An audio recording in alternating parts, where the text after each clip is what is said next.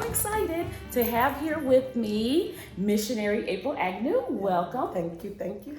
Yes, so today we're going to be talking about caring for our elderly parents. I know, they call us now, some of us, a sandwich generation, whereas we find ourselves caring for children, but at the same time also caring for our elderly parents. So today I want to kind of focus on the care of elderly parents. And I know, April, that you actually care for your mother who lives with you. So if you just kind of want to share how that transition has gone for you and how it got to the point where your mom actually is staying with you. Right. So my parents and I have always lived together. I never moved out of their home, and when I did, they came with me. Okay. My mom had me when she was 40. Okay. And so they were already much older when I was born. I have 11 siblings who are older than I am. Okay. And my mom and dad had children in different generations. And so by the time I became an adult and graduated from college, they were already getting older. Okay. And so that's how I ended up staying with them. Even when I purchased my own home, they ended up living with me there. Okay. So when we moved, they moved with me. And it was a transition from going from a child to an adult in the home with your parents. Okay. And then them transitioning from being fully independent, to fully dependent before my dad died, and now my mom is fully dependent upon me. Okay, and I can understand that. And with my situation, my mom is very independent. Very, right. A little too independent. Right. She's going to be, as a matter of fact, she turns 81 this upcoming month.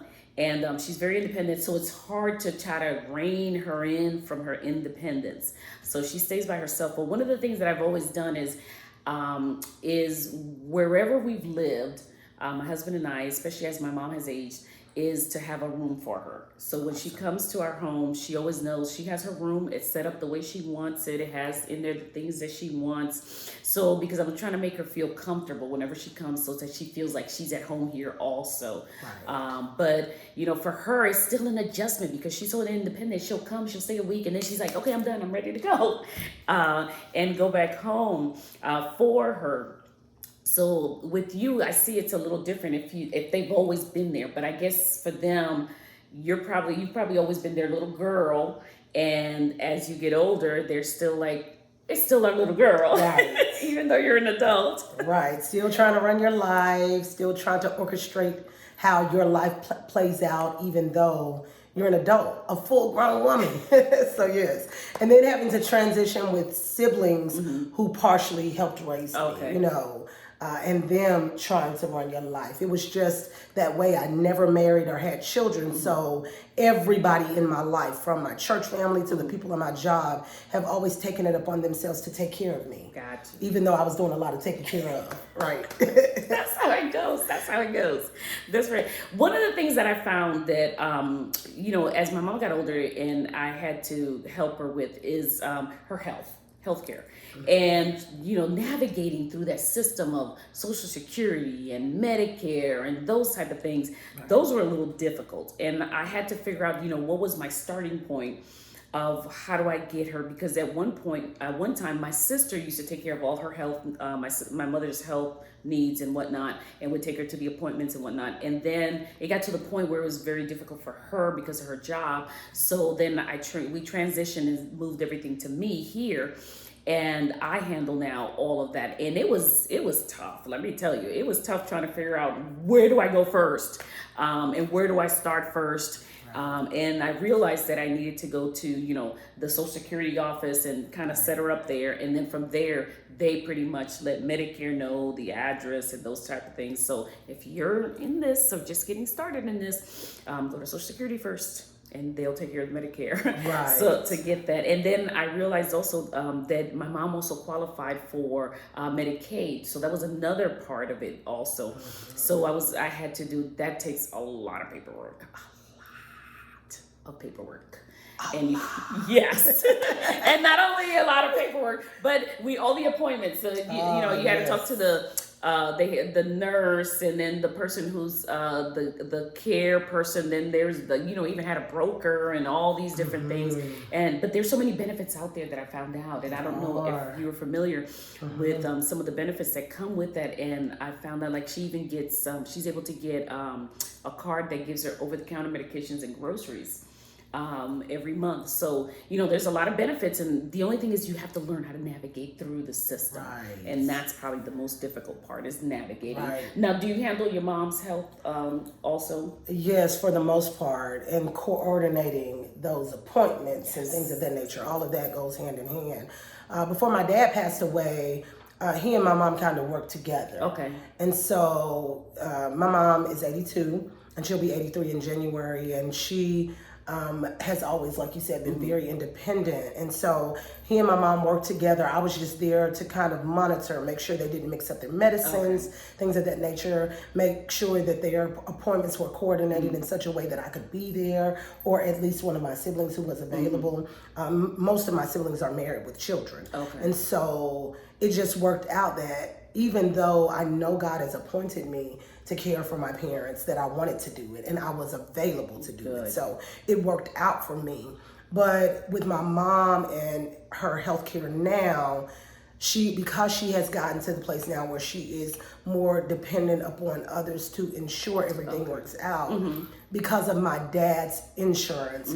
He had really good insurance through the railroad system. He worked for the railroad for 52 years and retired. And so she has railroad retirement benefits, and many of the benefits that she would be eligible for because of her income, and she's not eligible for. Oh, wow. And so that's the part I have to coordinate in making sure that we try to get everything she is eligible for, making sure to call whom we can, fill out the paperwork, even if you know they're going to deny that the parent, make sure you fill out that paperwork, because one time they may not deny. Because there have been times when we filled out forms and they denied her, and then maybe 2 or 3 times later they did allow her to get some of those benefits. So that's been a difficult part, just because of the benefits that she has from my dad's railroad retirement that caused her not to be eligible for some benefits. But just coordinating and making sure that I, call and ask and inquire. If someone gives me the wrong information, call again. Yes, very good. Yes, and with me, also with my mom's appointments, I actually have to be there at every appointment because of the language barrier. My mom doesn't speak English, so I always have to be there to interpret for her. And even if they ask me, do you want an interpreter for her? I have to say no, because my mom does not feel comfortable with somebody else. She says, I never understand what they're saying, even though they're interpreting. Right. So, and that may be also because I have to give it to her more in layman's language, because when they interpret, they're going to give the medical terms and things like that. Even if it's translated, she doesn't know what that means. Right. So I have to be there to kind of explain to her exactly what they're going to be doing. And I even have to ask sometimes the doctor, okay, what is that? What do what does that mean? So explain it to me so that I can explain it to her. So, and that helps. But that's been a transition. And another thing that I think has been a big transition, though, is, when the parents who have been independent for a long time, trying to transition to having to depend on their child on top of that, it's a very difficult thing for them to do. So I remember my mom was always kind of bucking against the system, and whenever she was here, she was always dissatisfied, didn't like how this was done, didn't like how that was done. She would complain all the time. So, the kids were also like, oh, Mom, grandma's driving us crazy. So it's been a transition for her. She's had a hard time, but I understand now that it's because, when you've been so independent, to go from being so independent to being dependent is very difficult. And on top of that, on your child, of course, because you're thinking, wait, I took care of you. What are you trying to tell me what to do? Are you trying to tell me what to do? So did you find that with your mom? God. And it was such a difficult transition, because my mom would always say, I'm still 40 years older than you. It doesn't matter. I'm a grown woman. But it was more difficult for her. My dad, he embraced it. Oh, really? So men are Wow. different. Okay. I've learned in my situation that men are a little bit different. Okay. My dad embraced it. He absolutely loved the care. Okay. When I had to go on my second mission trip. Now, my dad's health was really good. He did not have to go to the doctor until he was 70 years old outside of a regular doctor's appointment every year. He had excellent health, always took care of his body. He was 70 before he had to go to a doctor's appointment for anything outside of a regular doctor's appointment. And so when he did start to fail in his health, he was about 82. Okay. And for him, one of my things was whenever he was in the hospital or something of that nature, had to have surgery, I took care of him. I fed him. I did the things that a parent would do for a child. And he embraced it. So once I had to go on a mission trip and he was in the hospital and my sister was like, listen, Dad, you're gonna have to, build your muscles up. You need to pick that spoon up and eat that soup. And my sister said, he was like, I can't wait till April get back home. Because you were doing it for her. You were thinking, doing it for him. right. That is so neat. But for my mom, it's been very different because mom is not just independent, but mom has raised children all of her life. Okay. Mom got married when she was 16. Oh, wow. She had a child immediately. She has always taken care of children. She was the second oldest of 14. Wow. My maternal grandmother had 14 children as well. Okay. So I came from a really huge family. My mom has always taken care of children. And so for her to not be able to take care of herself was almost like a disgrace. Oh, okay. So I had to learn how to help her to adjust. Okay. I had to learn how to humble myself and understand that it's not that she's being mean. It's not that she's trying to fight against the help. She doesn't know how to do this.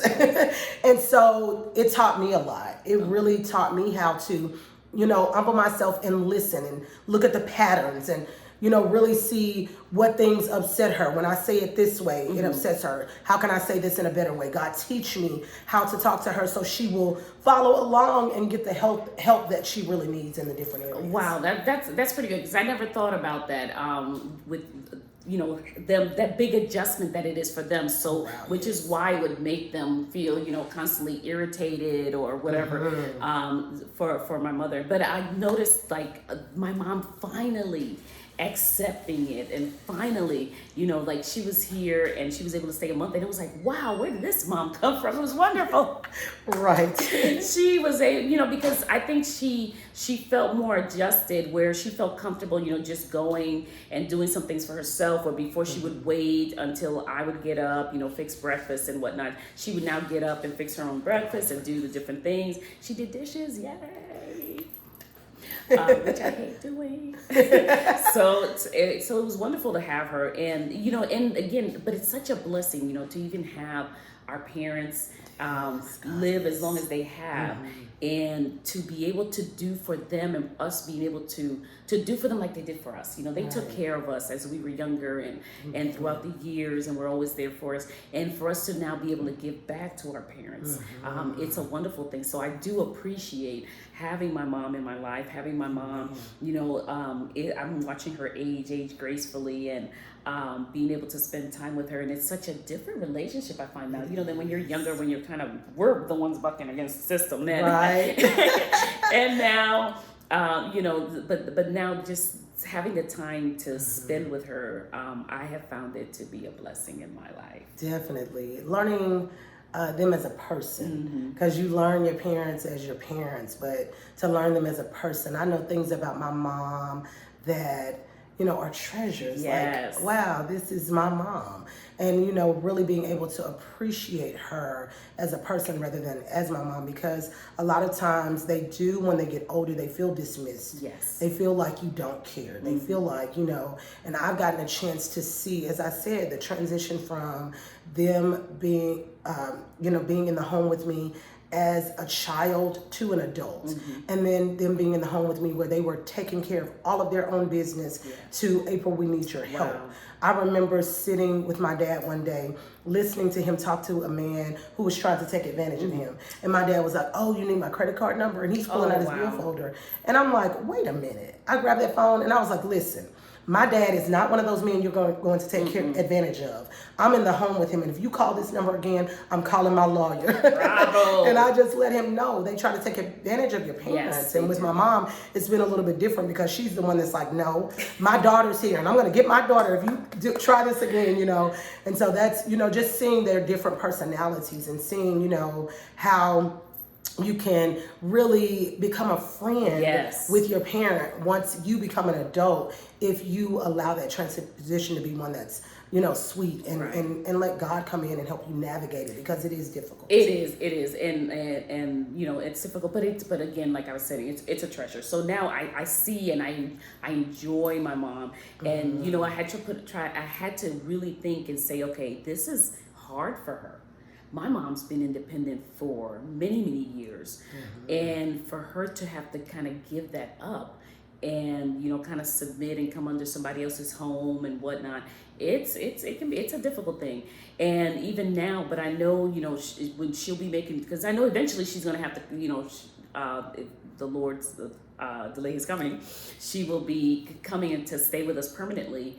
But I know she told me, she says, you know what, Vivian, she said, I really want to, as long as I can do for myself, I want to be able to do for myself. And I fully understand that, so I don't try to pressure her like, Mom, you need to hurry up and come on. You need to hurry up and come on. So I just let her, get that kind of, make that, work through that process through her, by herself, and let her come and let her decide, okay, I think I'm ready. I don't think I can do this anymore. I'm ready to come and stay here permanently. So I'm really trying. I'm trying and learning a lot. This has been, it's been a learning experience for us. We haven't. This is a way we haven't something we haven't done before. So, but I'm now at the point where I can say I'm enjoying the process. Right. And it's so important that we do give them that space to do that. I notice when my siblings are around, they want to do everything for Mom. And I don't. And it almost can come out to my siblings as cold. And it's so important to me to honor people. That's just a part of my life. I want to honor people, and I want to honor my siblings and make sure they understand that I take this role seriously of being the one that gets to take care of Mom. And so I noticed that they want to do everything for her. But when we're walking out of the door, for her to be able to walk out on her own and walk to the car, that's important to her. Well, my siblings don't know that. And so they're like, April, help. And I just ignore it. Now, I used to talk back and it would cause trouble, but I learned just ignore that. They don't have a clue what you have to go through every day, the things that you learn. So you ignore that, let them do what they want to do. And when they're gone, it'll be back to normal, And so I had to learn to adjust in that way and give my mom that space, because I would be trying to help her and it would seem like she didn't want the help. And I'm like, you can barely walk, listen. But she wants to do everything she can on her own for as long as possible. Like my mom, just like my mom. Yes, and you have to give them that space. But like you said, enjoying the process finally, because before I enjoyed the process, I would find ways to hide.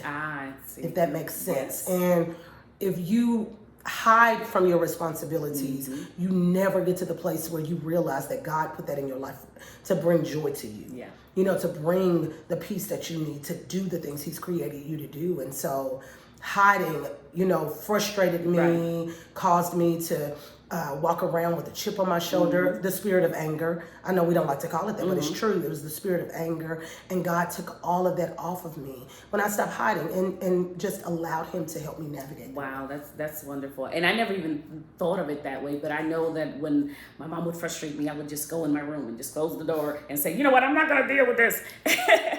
but I thank God now that I'm able to, I was able to process through that, and then now, we spend time together. When my mom was here, it was wonderful. We would have our after dinner coffee and just sit around and chat. And then when she wanted to go downstairs, I would go upstairs, and we had our own space, our own time, our own rooms. So it worked out wonderfully. So I am so happy to, like I said, have my mom in my life, and I know you do too, April. Yes. But so we do thank God for our parents, because we are given a set of parents, and that's it. That's it. Once they're gone, they're gone. So take the time to enjoy your parents, take care of your parents. Don't allow people to abuse them or take advantage of them. That is so important. But I want to thank you so much, April, for coming and joining us today as we were talking about taking care of our elderly parents. So those of you, again, if you're taking care of elderly parents, enjoy the time, enjoy the process. It is a process. So we thank you again for joining us. Please tune in again next month, where we are going to talk about another topic. Stay tuned and see. God bless you. God bless.